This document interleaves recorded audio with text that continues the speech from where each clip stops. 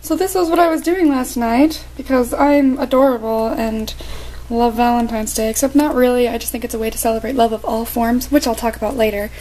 But before I get to that, I wanted to show you what I was up to. I'm also wearing my red fedora in the spirit of things. So, I sort of loved that song, Story You Told Me, and you know how you mentioned turtles? Well, fun fact. I'm in a class making a musical right now, and we're writing a musical adaptation of Ezio Trot, a Roald Dahl story. And so last night I was up super late trying to write lyrics to a song entitled 13 Ounces, which I will gladly sing for you now, since technically I wasn't supposed to have a melody, but I made one up as I went anyway, because it's easier that way. Sure, I'll try the chant, Mr. Happy, but I have my doubts. I mean, what if 13 ounces, that's all he'll ever be. 13 ounces, not big enough for me. A tortoise needs more time to grow, or so they said, but I won't know until I get to be 93.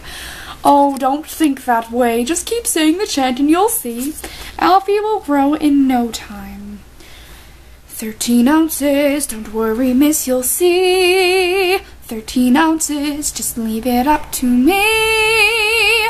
Who says the tortoise needs to stay? I can do it, or so I say. Just think of it as a guarantee. Note, in the next set of lines, Harpy acquires tortoises while singing. Step 1, I need to get a tortoise as my pet, or 2 or 3 or 4, or maybe even more. Step 2, they need to be a size or 2 or 3, but different from the rest. It's not a physics test. So, if Miss Silver goes to work during the day, that gives me the perfect opportunity. Silver exits her flat, whistling a tune oddly similar to 13 ounces. Hoppy seizes the opportunity to switch tortoises. Step 3, Alfie is gone. Miss Silver won't catch on. She won't believe her eyes to see he's gained in size too. 15 ounces, I've got the tools I need. 15 ounces, I'll simply do the deed. Miss Silver. So my camera lost a battery while I was singing, but you get the gist. I only had like 2 more lines to sing anyway. So,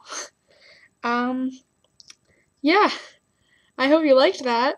That's not all I'm gonna do though, because I want to talk to you about the significance of Valentine's Day, or at least how I look at it.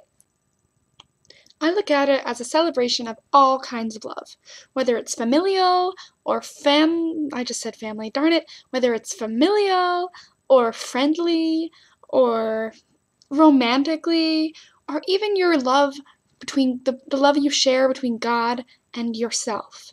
It's all love, and I feel like it all needs to be celebrated on Valentine's Day, not just the romantic kind. I think it's so silly when people are all like, I'm forever alone, or Happy Singles Awareness Day. No. Because the thing is, as corny as this sounds, you are never alone. You have so many people around you that love you for you, and then there are people that are not around you, like God. God is technically around you, but like, he's not a person, he's a being. Anywho, not getting into technical things, like, he's always there. He always has you. He's always by your side. He's with you every step of the way. How can you possibly feel alone when he at least is with you, you know? I feel like you can relate to this as a Christian. And then you have your friends. I love my friends that I've made in college. I can't even begin to explain to you how accepted they make me feel, especially with all my weird quirks.